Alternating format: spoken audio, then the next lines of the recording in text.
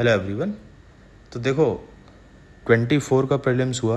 पहले तुमको 12 क्वेश्चंस की गारंटी दी गई, लेकिन 36 क्वेश्चंस डिलीवर किए गए। स्टेटमेंट्स मैच कर सकते हो, जो यूपीएससी के स्टेटमेंट्स हैं लगभग सेम स्टेटमेंट्स हैं। 25 अगेन तुमको 20 क्वेश्चंस की गारंटी दी गई करंट अफेयर्स की। Almost 40 current affair questions deliver किए गए। इन टोटल 68 क्वेश्चंस थे प्रीलिम्स बैच के अंदर। देन 26 का पेपर, फिर तुमको 20 क्वेश्चंस की गारंटी दी थी और 36 क्वेश्चंस स्टेटमेंट वाइज मैचेस हैं। एक एक स्टेटमेंट जो क्वेश्चन के अंदर है उसको मैच कर सकते हो। वीडियो प्रूफ पड़ा हुआ है उसके ऊपर, यूट्यूब के ऊपर। अब देखो 27 का प्रीलिम्स है। अब यूपीएससी का देखो करंट अफेयर का पेपर, मतलब अगर तुम प्रीलिम्स के पेपर को देखोगे, इवन मेंस का भी पेपर, ठीक है, तो करंट अफेयर का पेपर, करंट अफेयर की साइड से प्रीलिम्स के अंदर ऑलमोस्ट 60 to 70% क्वेश्चंस आ रहे हैं अब। तो अगर प्रीलिम्स आपको निकालना है तो करंट अफेयर आपकी बैकबोन हो चुका है इस टाइम। और ये अभी से नहीं है, मतलब 2020 के बाद जो यूपीएससी ने पैटर्न चेंज किया है वो करंट अफेयर की तरफ टिल्ट किया गया है उस चीज़ को। तो उसी चीज़ को देखो रिफाइन करते हैं हम लोग, ठीक है। ऑलरेडी तुमको हमेशा जो प्रॉमिस किया है और जो गारंटी दी है उससे बहुत हाई स्ट्राइक रेट से क्वेश्चंस डिलीवर किए गए। तो 27 का बैच हम लोग स्टार्ट कर रहे हैं करंट अफेयर का।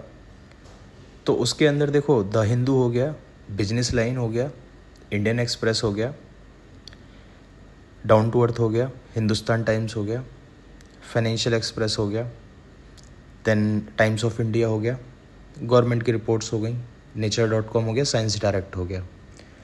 तो करीब, और पीआई भी इम्पोर्टेंट। तो करीब करीब क्या है कि हम लोग 11-12 सोर्सेज से करंट अफेयर कवर अप करेंगे। और इस बार तुमको 25+ क्वेश्चंस की गारंटी दी जा रही है, ठीक है, क्योंकि हम लोग रिफाइन करेंगे, क्योंकि यूपीएससी ने अपना करंट अफेयर का पैटर्न भी चेंज किया है अब की बार, ठीक है। तो ये बैच स्टार्ट है।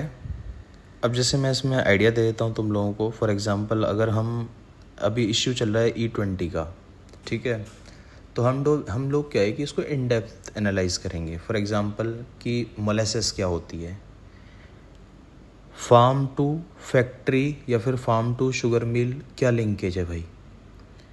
Then E10, E20, E85, E100, इन सब का क्या मतलब है, क्यों इनको ब्लेंडिंग की जा रही है, ब्लेंडिंग की जा रही है तो इंजन के अंदर क्या चेंजेज आ रहे हैं, क्यों हम इलेक्ट्रिक व्हीकल पे ज़्यादा शिफ्ट कर रहे हैं, फ्लेक्स फ्यूल व्हीकल क्या होते हैं, प्रॉपर्टीज़ क्या होती हैं फ्लेक्स फ्यूल व्हीकल्स की, अगर हम ईवी पे ट्रांजिट कर रहे हैं तो फिर डीकार्बोनाइजेशन में किस तरीके से मूव कर रहे हैं उसके अंदर भी, और अगर हम आईसी इंजन को भी प्रमोट करना चाहते हैं या फिर एब्सोल्यूट करना चाहते हैं तो उसके लिए क्या काम कर रहे हैं।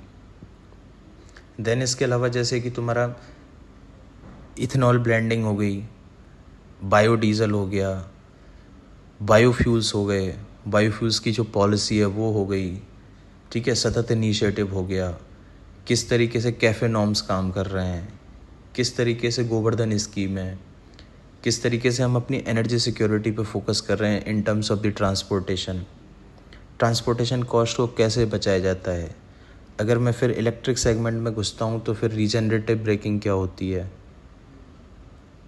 जो बैटरी सिस्टम है उसके अंदर कितने टाइप के वेरिएंट्स हैं, निकल एल्यूमिनियम बैटरीज़ हो गई, लिथियम आयन बैटरीज़ हो गई, हाइड्रोजन हो गई, हाइड्रोजन फ्यूल सेल हो गई, सोडियम बेस्ड बैटरीज़ हो गई। तो इस तरीके से हम लोग क्या है कि एक एक परत को ओपन करते चलेंगे, ठीक है। वैसे ही जैसे इलेक्ट्रिक सेगमेंट में अगर हम घुसेंगे तो सिंपल सा क्या है कि डीकार्बोनाइजेशन में कर रहा हूँ उस चीज़ से, तो कार्बन फाइबर्स क्या हो गए, कार्बन नैनो ट्यूब्स क्या हो गई, ठीक है। अगर मैं एनोड और कैथोड की बात करता हूँ तो कौन सी एनोड कौन सी कैथोड हो सकती हैं। तो ये सब सारी चीज़ें हम लोग क्या है कि बहुत अच्छे तरीके से देखेंगे। जैसे कि एमिशन नॉर्म्स हो गए, नॉक्स सॉक्स एमिशन हो गए, BS4 BS6 में अंतर क्या है, बहुत सारी चीज़ें बहुत इन डेप्थ हम लोग करंट अफेयर को कवर अप करेंगे, क्योंकि अब प्रीलिम्स के current affair they want in depth knowledge.